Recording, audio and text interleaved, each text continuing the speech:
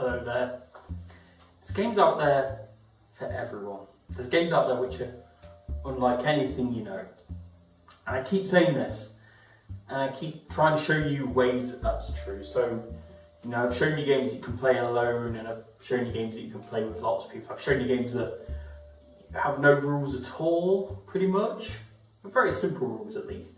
I've shown you games that take some of the fundamental bad things about old games and make them good, but I need to go further. I need to go further and show you what board games can be. So, okay, and I'm, you know, I'm acting like I'm thinking about this, but the answer's already there. You can see where I'm going with this, and it's a game called Sherlock Holmes Consulting Detective. What if I told you a game didn't have to have dice? What if I told you that a board game didn't have to have cards? What if I told you a board game didn't really have to have rules? What if I told you a board game didn't have to have a board? What if I told you that a game could strip away all those and be utterly brilliant and amazing? And let me just show you. Let me show you what's in this game. Okay, when you're playing a game of this, what you have is a London directory. It's what it sounds like. It's a list of people and businesses. You know, lots of them, hundreds, thousands, possibly, of them all listed in here. You've got that. You've got. Let me see here. You've got a map of London. Here we go. This is Holmes's London, his own very special private London. And you've got, oh gosh, let me see here. Well, somewhere in here there's a rule book. Gosh, here it is. Here it is. I've kind of used it as a placeholder. There we go. To be honest, it's not so much. I mean, there's rules in it, I guess. But it's a lot of words for not much. Because essentially the rules of the game are. I'll get to that. But mostly this is just telling you some people that you can visit in the game if you want to. And that's about it. There's tiny. And then you've got these. You've got case books. There's I think 10 cases in the game, and newspapers. One for each case, although you'll keep the ones from earlier cases because it's all kind of a timeline, and sometimes things that happened in the earlier cases, or at least around the earlier newspapers, might factor into your late ones. And this is it. This is a game of Sherlock Holmes Consulting Detective, the entirety of it. And what will happen is, you know, you'll have, you can play this on your own, you can play it with, you know, as many friends as you want. There's no real limit to this, and then obviously it gets silly if you've got too many people, but it's mostly a game about reading and discussion and thinking, critical thinking, literally in a Sherlock Holmes sense. So you'll start off and you open up the casebook, and at the front there'll be a little blurb which is someone going to see Sherlock Holmes and then talking, you know, and discussing things. So like this one, in fact, doesn't even have that. It just, someone sent Sherlock Holmes a note. And the note says, "Dear friends, check today's Times. I think you'll find something of interest. Confer with you later. Holmes." Actually, it's from Holmes to us, because you're not playing as Sherlock Holmes. You're playing not against him, but the idea is you're sort of his helpers. And you're going to go and investigate this case, and you're trying to solve it as efficiently as Sherlock Holmes. Though, to be honest, I wouldn't really worry about that too much. And that's it. So then for this one, for example, you're just going to pick up the newspaper, and it's got loads of stories on, of all kinds of things.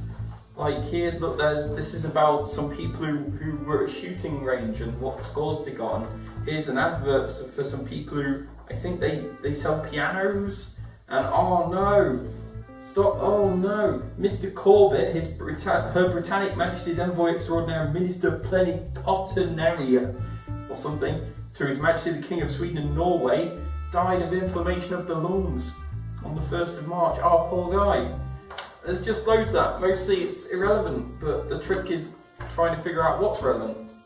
And then that's about it. What will happen is you'll get names of places, you know, you'll get businesses, and you'll look them up in directory, maybe, and what this gives you is a code which relates to a location. There's also codes on the map, so if you know something happened at the end of, like, the intersection of these two roads, oh well, this is the location, then this is NW81. So then what you do is you pick up your casebook, and your casebook, which we won't look at too closely, is just filled with paragraph upon paragraph of things, of stuff, of descriptions of what happens when you go to places, and some of them are going to be relevant and some of them aren't, and nobody is absolutely trustworthy. And from that you'll get more names and more locations, and you've got to try and figure out the means, motive and opportunity. You choose where to go and what to do. You know, you'll find out, well, this was the scene of the crime. Okay, so let's find out where that went and let's go there, and maybe you'll talk to someone, or maybe you'll come across a piece of evidence, maybe you'll get a cigarette, and you think, cigarette? Well, I know, let's check the tobacconist in the back of here. You've got lists of locations by different types of companies, so there's inns and parks and settlement houses and embassies and coroners' offices and libraries and painters and booksellers and post offices, solicitors, theatres, stationers, synagogues. That's about, oh God, I don't know, a quarter of what this is showing. Of course, if you know the name of individual ones, they show up in there. Well, that's kind of it. And then what this game does very well is not tell you when to stop. There's no passage in this that when you get to it, you know, you don't find out who the killer is, go to see them and they go, oh, I did it, you caught me, there you go, you won.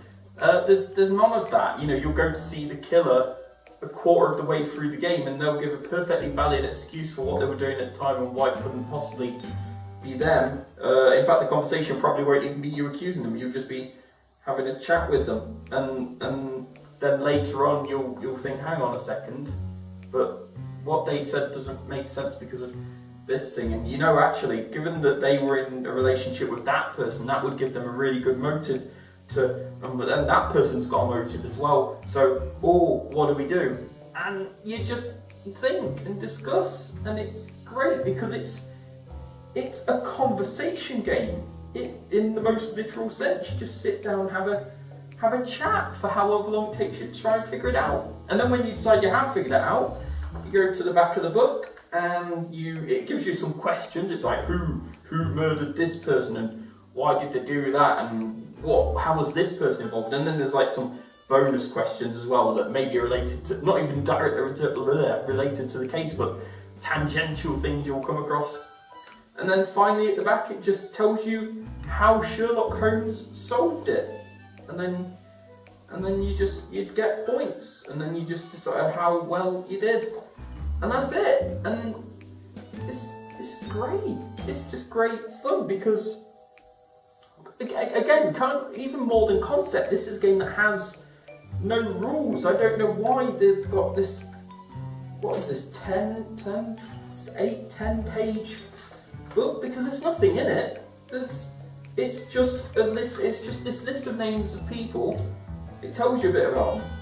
That's about it. So yeah, this list of people, they're kind of people you can always visit. You don't need to worry about whether they're related to the case, because it's people like, pardon me, you can go to Scotland Yard and talk to the people there. You can go to the archive of births, deaths, marriages and wills.